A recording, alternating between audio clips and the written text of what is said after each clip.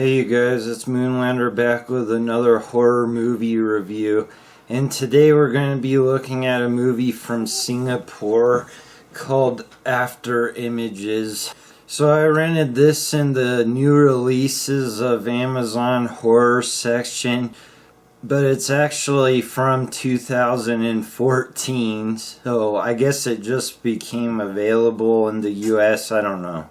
Now this is a horror anthology that has one writer and one director, a Tony Kern.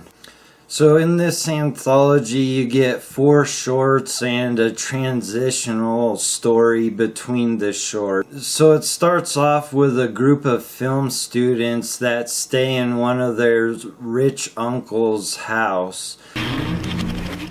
Explain the concept again. Ghost Month. All the spirits have returned, and the Chinese believe that... Well, I don't even know why I'm explaining this. Riley, you're the fortune cookie.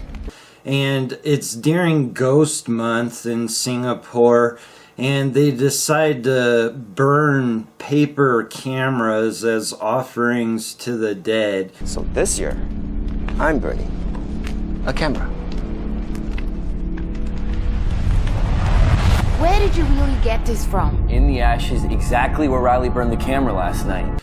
And they end up finding various types of films in the fireplace. You know, they have 16 millimeter, 35 millimeter VHS, and these are where the shorts come from. So in these shorts, the first one, you get an Australian guy that's enjoying himself, having some beers and looking at women through his telescope.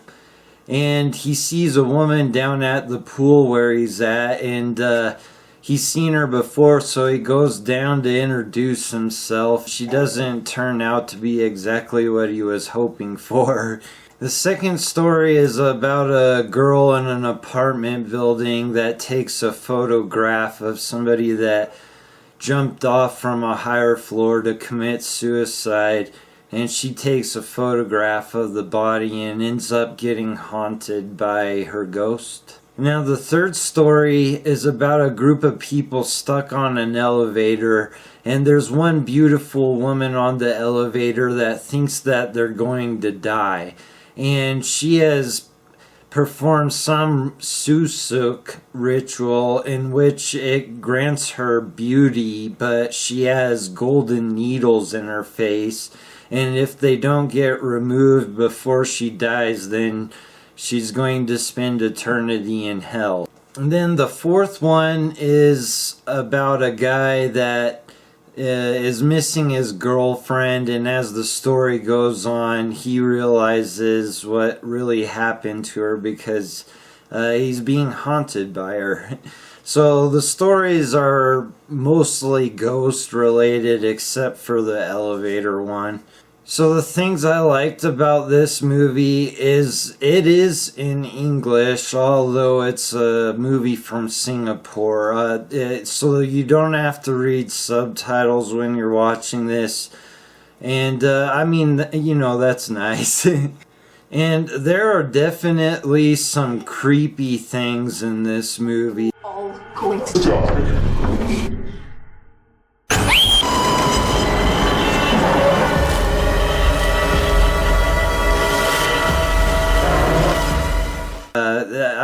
I gotta give it that.